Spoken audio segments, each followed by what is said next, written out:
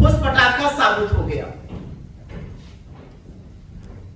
Multi dimensional poverty, बहुआयामी गरीबी जिसको कहा जाता है, उससे करीब 25 करोड़ लोगों को उबार दिया गया। सरकार का नया जुमला यह है, उठा लीजिए, इससे किसी को क्या समस्या हो सकती है? हम सब चाहते हैं गरीबी कम हो, हम सब चाहते हैं गुर्बत कम हो, हम सब चाहते हैं लोगों को रोजगार मिले, हम सब चाहते हैं लोग संपन्न हो। अगर सरकार का यह दावा मान भी लिया जाए तो इस देश में ना बेरोजगारी है, ना महंगाई है, ना भुखमरी है, ना आर्थिक असमानता है, सब चकाचक चंगा सी है। लेकिन जमीनी हकीकत इस दावे के बिल्कुल विपरीत है। और इस जुमले में, इस गरीबी के कम होने वाले जुमले में 4 बड़ी समस्याएं हैं। ये जो जुमला, ये जो दम भरा गया है कि 24 करोड़ 82 लाख लोग गरीबी से उबार दिए गए हैं, इसमें 4 बड़ी समस्याएं हैं। उन चारों समस्याओं को संक्षिप्त में पढ़ देती हूं और उसके बाद उसमें डिटेल में बात कर लेंगे। अगर गरीबों की संख्या घट गई है तो कंजम्पशन मतलब उपभोग लगातार घट क्यों रहा है? आज आप और हम अगर ज्यादा पैसा हाथ में आता है तो खर्चा करते हैं, लेकिन लगातार उपभोग इस देश में घट रहा है। अगर सरकार की माने और गरीबी की दर 11.7% पर आ गई है तो सरकार 11.7% का मतलब हुआ कि इस देश के 140 करोड़ में करीब सिर्फ 15 करोड़ गरीब रह गए। तो सरकार की क्या मजबूरी है? किस मजबूरी के तहत आपको 80 करोड़ लोगों को मुफ्त का राशन देना पड़ रहा है? और यहीं से साजिश की भी शुरुआत होती है और हम इसके बारे में बात कर लेते हैं। नीति आयोग ने किस थर्ड पार्टी से यह आकलन कराया? क्या इसकी पुष्टि IMF ने, क्या इसकी पुष्टि वर्ल्ड बैंक ने, क्या इसकी पुष्टि किसी थर्ड पार्टी ने की? और अंत में सबसे बड़ी समस्या इस जुमले के साथ यह है कि नीति आयोग ने गरीबी नापने के जो स्थापित मानक है, जो स्थापित मापदंड है, जो क्राइटेरिया है, जो दुनिया भर में इस्तेमाल होता है, उससे हटकर 12 मानकों पे गरीबी नापी गई है।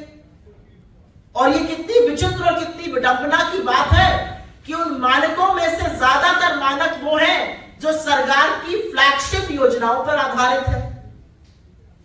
लेकिन कहते हैं ना कि झूठ की जिंदगी, झूठ की जो अवधि होती है वो बड़ी कम होती है। इस सरकार की पोल, इस सरकार के आंकड़े ही खोलते हैं। अभी थोड़े दिनों पहले ग्रोथ नंबर आया था, बड़ा सीना ठोक ठोक कर उस पर बात हो रही थी। उसी ग्रोथ नंबर पे, उसी GDP नंबर में कंजम्पशन का भी डेटा आया। 4.4% इस वित्तीय वर्ष में कंजम्पशन की वृद्धि की दर है, जो 7.5% थी पिछले साल। मतलब उपभोग लगातार घट रहा है, उपभोग लगातार कम हो रहा है। और अगर इस सरकार की मानी जाए कि करीब 25 करोड़ लोग अब गरीब नहीं रहे, तो वो रोजमर्रा की दैनिक दिनचर्याओं की चीजें क्यों नहीं खरीद रहे? साबुन, तेल, कंघी, मंजन, ये सब तो दैनिक दिनचर्या रोजमर्रा की चीजें हैं। इनको बेचने वाली कंपनियां जो है वो हिंदुस्तान यूनिलीवर और ITC जैसी कंपनियां हैं। और उस कंपनी की तिमाही दर तिमाही जो सेल्स है, जो बिक्री है, वो स्टैग्नेंट बनी हुई है, वो बिल्कुल उसमें शिथिलता है। मांग की मंदी उनके आंकड़ों में साफ दिखती है। ब्रिटानिया अपना बिस्कुट नहीं बेच पा रहा है। तो जब लोग कम गरीब हैं तो वो साबुन की टिकिया, सिर पे लगाने वाला तेल, मंजन, बिस्कुट क्यों नहीं खरीद रहे? तो साक्ष्य जो गरीबी के हैं वो सरकार के दावों के बिल्कुल विपरीत है। ये पहला पॉइंट रखना जरूरी है, क्योंकि मांग में आई मंदी साफ झलक रही है। और अगर आप ज्यादा संपन्न होंगे और कम गरीब होंगे तो आप ज्यादा चीजें खरीदेंगे, ज्यादा उपभोग करेंगे, जो इस देश का गरीब नहीं कर रहा है। 19% से ज्यादा गरीबों की संख्या घटकर अब मात्र 11.7% पर आ टिकी है। अच्छी बात है, भगवान करे ऐसा हो। भगवान करे कोई बिना अन्न और आहार के भूखे पेट सोए नहीं। 140 करोड़ की जनसंख्या है इस देश की। 80 करोड़ को मेरे देश को इस कगार पर ले आए हैं मोदी जी की 80 करोड़ को अगर मुफ्त का राशन ना दे तो भुखमरी से लोग मर जाएंगे।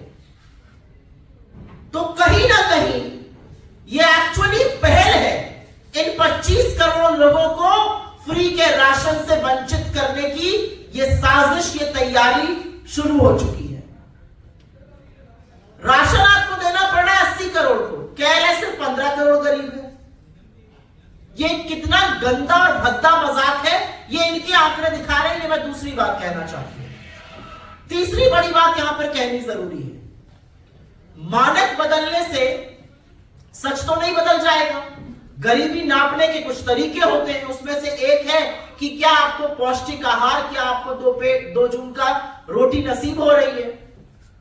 मानक बदल दिया गया कि अगर आपके घर में टॉयलेट बनवाया है सरकार ने, शौचालय अगर बनाया है तो आप गरीब नहीं है।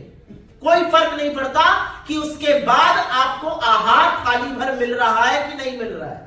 अगर किसी गांव में 5 घरों में बिजली का तार खिंच गया तो पूरे गांव को इलेक्ट्रीफाइड माना जाएगा और वो गरीबी के आंकड़े में जोड़ा जाएगा, वो गरीब नहीं रहेंगे। तो 5 घरों में अगर बिजली आ गई और अगर आपके घर में टॉयलेट बन गया, कोई फर्क नहीं पड़ता आपको खाने को नसीब हो रहा है कि नहीं हो रहा है, आप गरीब नहीं रहे।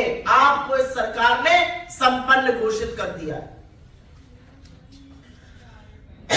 चौथी और बड़ी बात, क्योंकि इनकी आदत है, बड़ा शौक है इनको, जब नेहरू से छूटते हैं तो यूपीए की सरकार पर आते हैं। यूपीए की सरकार के कार्यकाल के दौरान 27 करोड़ लोगों को गरीबी की सीमा रेखा से बाहर खींचा गया। पर यह हमने अपने कमरे में बैठकर आंकड़ा निकाला और ऐसा नहीं कर दिया।